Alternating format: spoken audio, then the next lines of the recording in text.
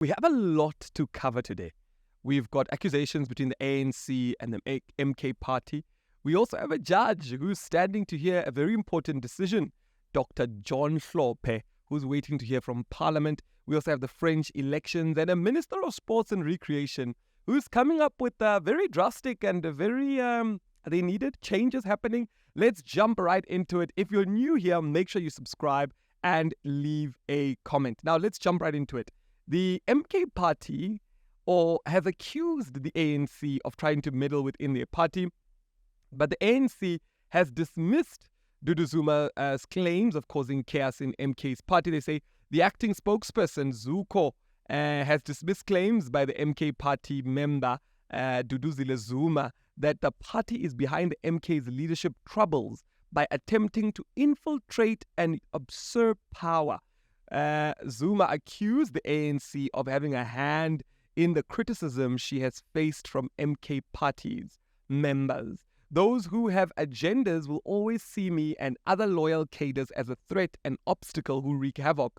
And that's fine. If protecting the MK party means wreaking havoc, then wreaking havoc shall it be towards the vultures who aim to hijack the party or kill the organization, she said. Her remarks were in a reference by an article by the Sunday World, which claimed that she's causing divisions within the party, in the party's Veterans Association. She shifted the blame to the ANC.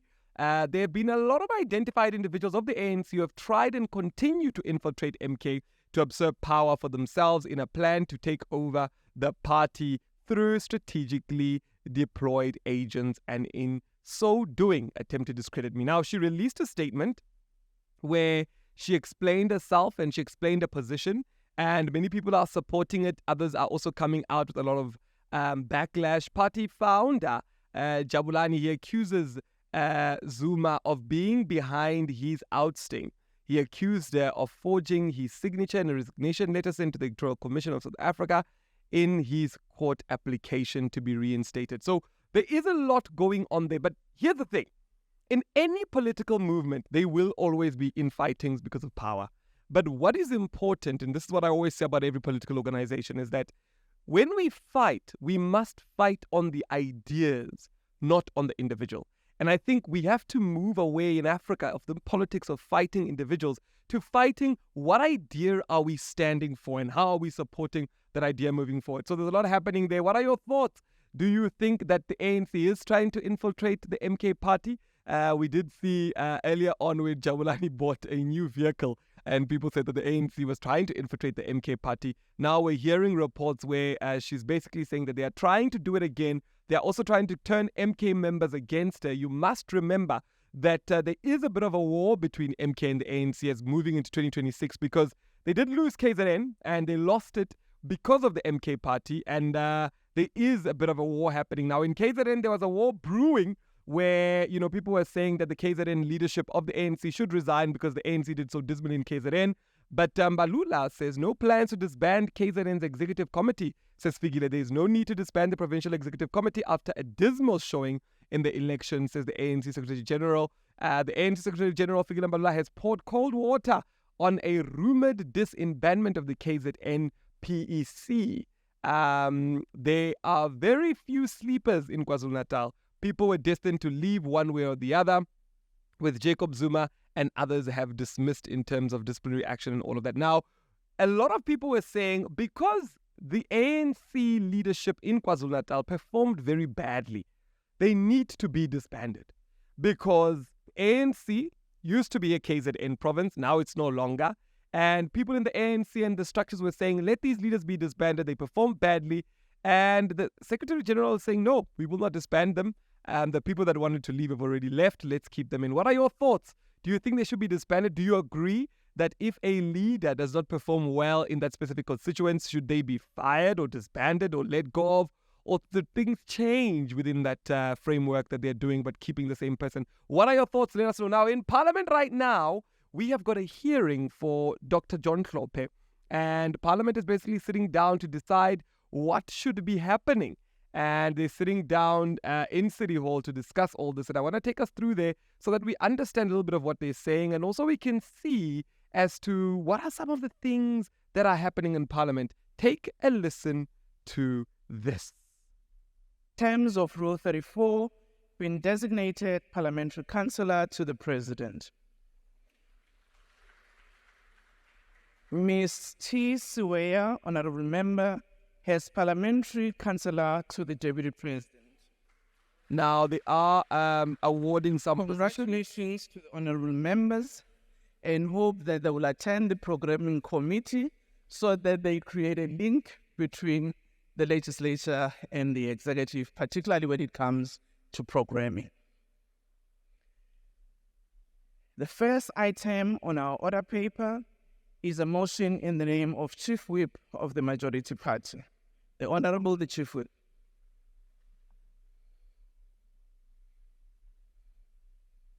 There should be a roving mic.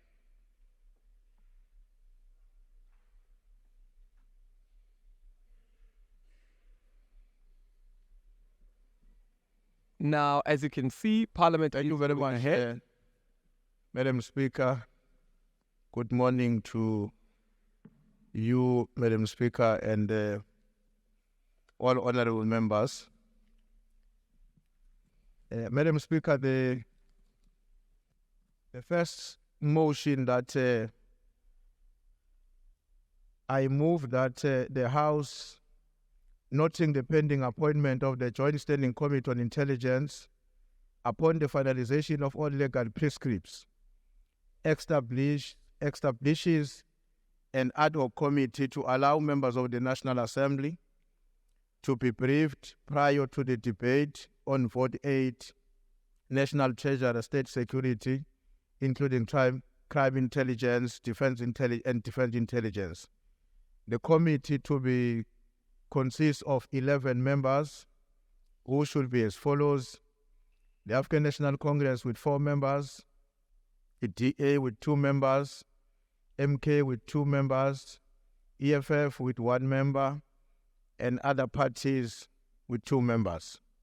B, conduct its proceedings in closed sessions in terms of Rule 184, subsection 1B, Roman figure 3, and members to conduct their functions in a manner consistent with the protection of the national security. C, exercise those powers in Rule 167 it may deem necessary for the performance of its task.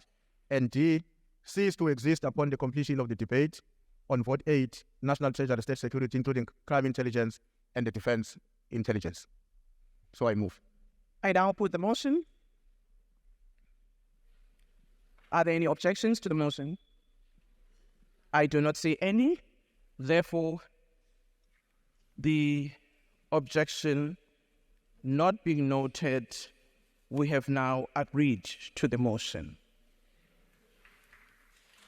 So what's going on is Parliament. We now move on to the motion on the order paper in the name of committees will be like, and moving forward, what are some of the positions that will be held? Madam Speaker, I move that the House, in terms of Rule 222, elects the following members as House chairpersons: Mr. C.T. Frolick.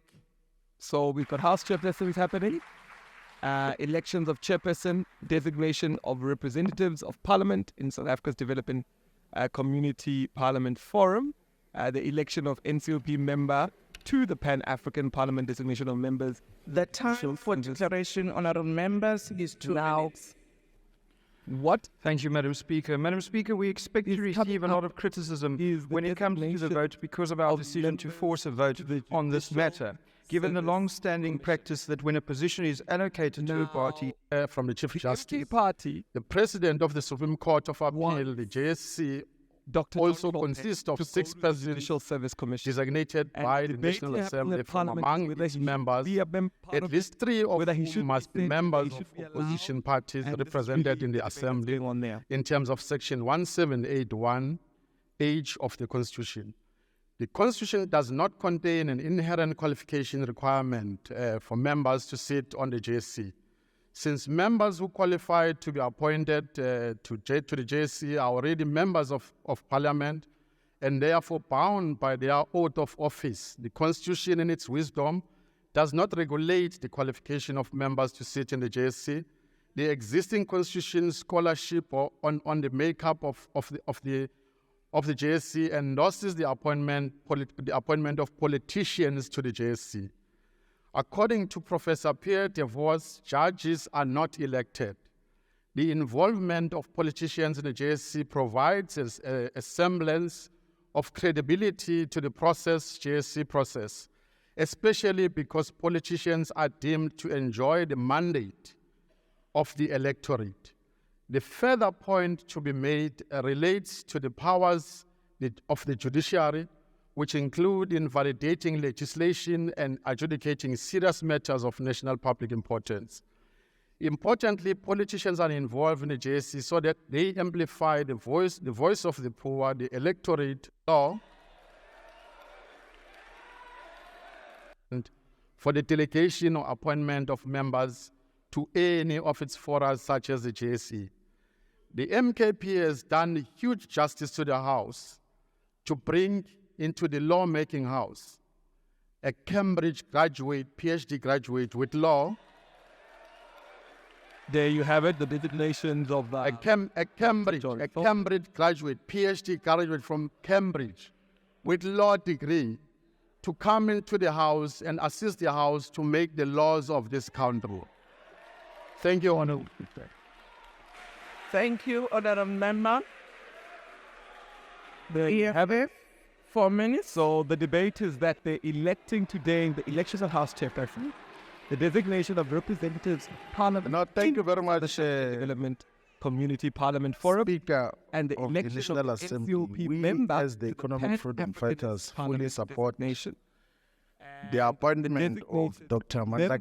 John Hlope as a representative of South Africa's 7th Parliament in the Judicial Services Commission.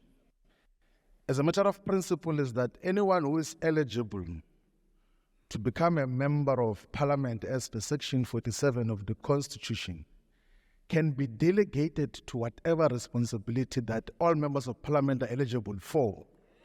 And that is the principle that we had sustained.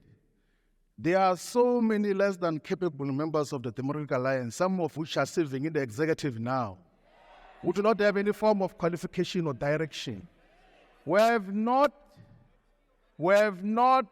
yet exposed their incapacity because they're eligible to be appointed even as executives. Some of them are even deputized by people who are more qualified than them. It's just a group of white illiterates, semi-illiterates that are presiding over government because a certain section of society has given you that responsibility. We respect that. So let's respect the fact that a certain number of people in South Africa have voted for Mkhonto as a party and have designated Dr. Hlope to become a member of Parliament. So let's respect that. It's a matter of protocol, which we have always protected in the Chief Whips Forum, that whoever is designated by a political party must be respected. So we wish you well, Dr. Hlope, in the Judicial Services Commission. Thank you very much. There you have it. So we've all heard the debate. The debate is about Honourable members, impeach the IFP Judge Dr. John Hlope go to be a member of the Judicial Services Commission, as with leader Honorable Speaker, political parties. the Judicial Services Commission plays a key role in the appointment of judges as per the constitutional mandate. It is incumbent upon the members of Parliament appointed to the JSC to always be guided by the principle of fairness, integrity, and above all, a commitment to the rule of law. Elected members of Parliament chosen to represent us on this prestigious body bear a profound responsibility. They are not merely representatives of their respective parties, but are ambassadors of this Parliament. I'm going to move to the ANC. As the Chief Whip of the majority versus the Chief Whip of the largest party. And we've agreed that until rules are amended, otherwise, we're going to have to stay with the current convention and the rules of the National Assembly. Our view as the ANC is that notwithstanding the concern that has been raised by the DA on the Hlope matter, we want to suggest that the House should not take a position unless it has clarified its own rules where there's a lacuna or there's a gap on our rules, as well as the Constitution, so that when we take a position, it does not just become a political position, but is a position that is supported by either the Constitution or the rules of the National Assembly. So that is the point that we want to raise, Honourable Speaker, as the African National Congress. So the ANC big way were you honourable members? The ANC did not quite say anything. I think they don't want to say anything because they're aware that voters are watching. And as you see, he says he wants to raise different things. But really the debate is to say, should a former judge who was impeached, who is now the member of Parliament and the leader of a political party in Parliament, the MK party, should he be then deployed by Parliament as a representative of Parliament to the JSC, which is the Judicial Services Commission, which actually appoints judges? And that's where the conversation is, to say, should a former judge who was impeached, now a different position, should he be allowed to go? Then that's what they're debating and voting about. And we saw a lot coming out of Parliament. We saw the election of House chairpersons. What are House chairpersons? People that are going to lead that specific committee. The minister has to report back to the House chairperson, and etc., etc. We also saw the representative to the Parliament in Southern African Development Community Parliament Forum, the SABC-PF, and also an election of the NCOP member to the Pan-African Parliament, and also the designation of members to the JSC. I want to know from you, what do you think? What are your thoughts? I've never seen the JSE being this debated, and I think the reason why that is happening is because we have an interesting situation that's boiling up in our country. Now, this week on the For This Reason podcast, we had a guest that spoke about property. As many of you know, we've got the For This Reason podcast. Here is the page. Make sure that you subscribe now. Already 906 people have subscribed, and the first week we had a black investment fund that we brought to you. The second week we had from engineer to educator. And this week, which just dropped today, we've got from author to investor, mastering property with Witness Mdaka. And he spoke a lot about property. Should you be renting? Should you be investing? How do you get involved in property? What should you be doing? So go ahead and subscribe to the channel For This Reason, and also watch these episodes. You know, the reason why I do the podcast is because I've got a mission to educate as many people as possible, to say, let's stop watching junk media as Africans. And let's start watching information that will help us grow, understand how things work, and become better. So make sure that you go and you check that out. Now, it's not only in South Africa where a lot of political events are actually taking place. Remember, I said to you that this is the biggest contested election year all around the world. And we're going to look at what is going on in France. There is something that is going on in France where elections happen. But before we do that, let's look at the Minister of Sports, the new Minister of Sports and Recreation. Now, he says, I have stopped all trips for super fans. We have athletes and artists who are struggling to raise money to attend sporting events and exhibitions. How do we justify paying for fans? We shall no longer be paying for those trips, and we will use the money where it's needed elsewhere. Now, you've already got number one, Mama Joy Chauke, who's trending.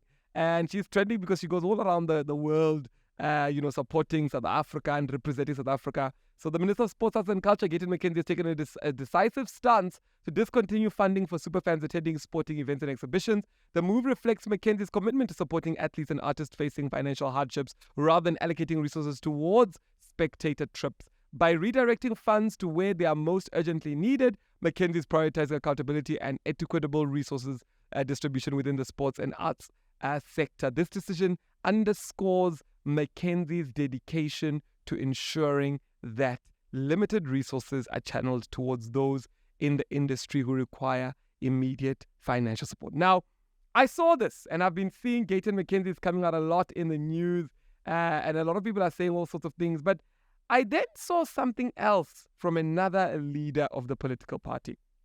And he said something that forced me to think.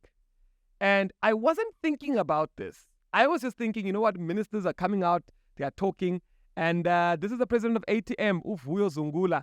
He said this in a tweet. He says, Capital has already started preparing for the next elections. Ministers representing the interests of Capital are being positively profiled, and a media strategy of making them appear appealing is in place. Financing of the parties representing capital interests will be increased, as it evidently clear. Elections are expensive in South Africa. Progressives need to support progressive parties in one form or another. A lot is at stake for the 2026 and 2029 elections.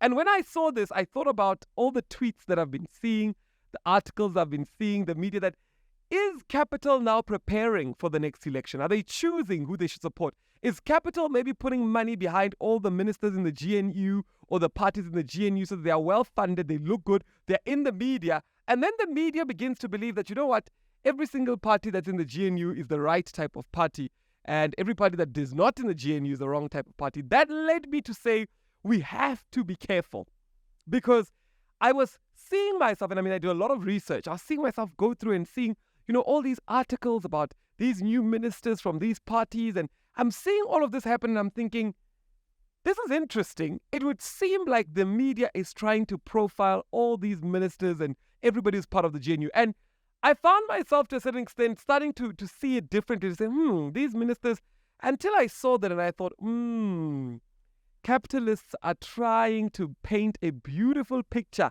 of the GNU and the parties in the GNU so that everybody can say, you know what, it's not too bad. Let's stick with the parties that are already in the GNU. And essentially the GNU continues to grow, and we have the same people running our country and controlling our interests, which led me to a point to say the most important thing today is to be a critical thinker in politics.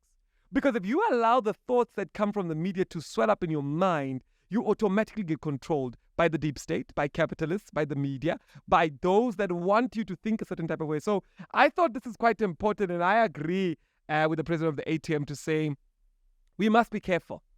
We must be careful to say, let's not allow the parties, the GNU, to be the be it all and end it all, and think that, that's where it's all going to be ending. Now, for those people that are into technology, the people that like technology have been asking to say, President of Arise South Africa, you are the commissioner of the Fourth Industrial Revolution within the presidency. You've advised Africa on the Fourth Industrial Revolution in many different countries. When are you teaching us about technology? So I have heard the cry, and I've opened up a channel called Cyber Digest. Now, the reason why I've opened up a different channel is because YouTube does not want people to be given the same content, different content on the same channel. They want one channel to focus on a niche. So I had to open a new channel for technology. So those of you that are interested in technology, here is your channel. It is called Cyber Digest. We are helping you digest things with technology. We've covered everything, AR versus VR, ChatGPT, how to use it.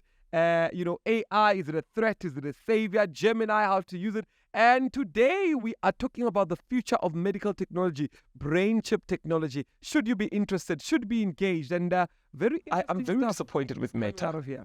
Tell me why. Because I would have thought that Meta would have tried to compete with YouTube properly in terms of paying creators. And I think, I agree. They're not doing a great job. They're not doing a great job. But I think everybody's on Facebook because 10% of all viewership on traditional TVs in the US in May, according to Nielsen, Netflix ranked second. We're going to touch on brain-computer interfaces, and essentially it's something that helps people that are usually paralyzed, which is sort of this part of the brain on the frontal lobe.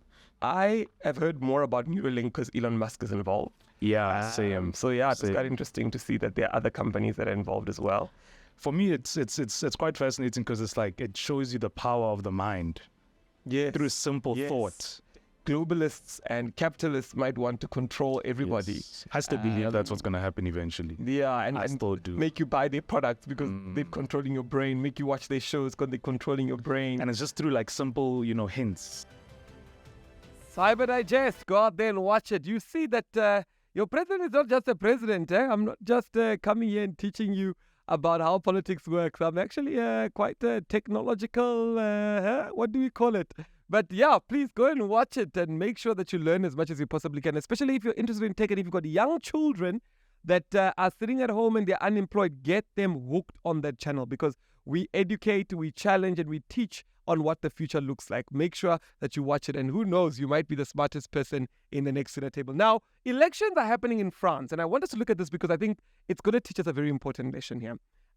We've got the French election results. No party secured a majority. So what's next? This is South Africa story. How will President Emmanuel Macron appoint a new prime minister, and how will a hung parliament work?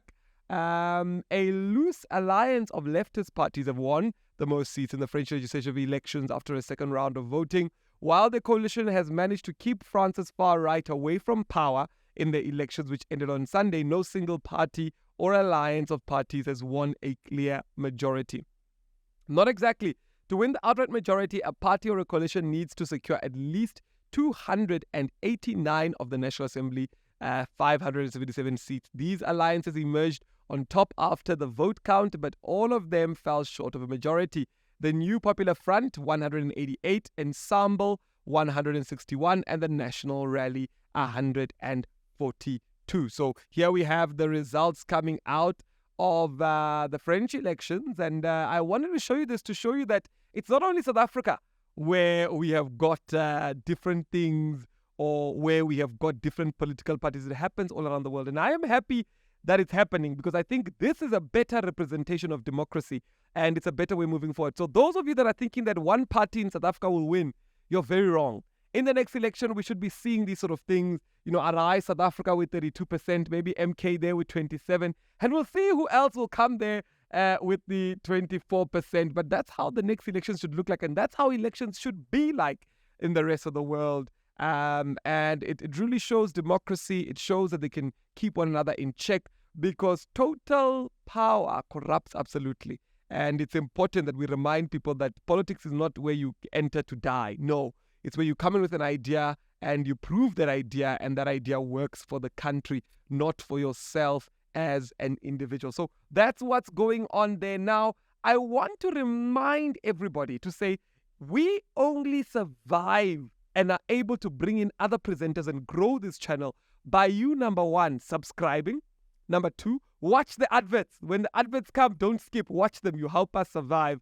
But by you subscribing, and majority of you that watch this show, you do not subscribe to the channel. So I want to ask and plead with you, please subscribe to the channel. We want to ensure that we grow the channel. We want to ensure that we bring you more informative news. We want to ensure that we grow what we're doing, because for the first time, young people in South Africa are not coming here on these platforms or twerking or, doing things that are not going to benefit the country. But we're coming here and we're discussing politics in a decisive and interesting manner that helps you understand how politics should be done and who you should vote for in the upcoming election. So we want your support. So we don't have your support when you don't subscribe. Majority, over 90% of you that watch this show do not subscribe. So please do us a favor and hit on that subscribe button. And as you know, thank you so much. See you soon when we are discussing important information.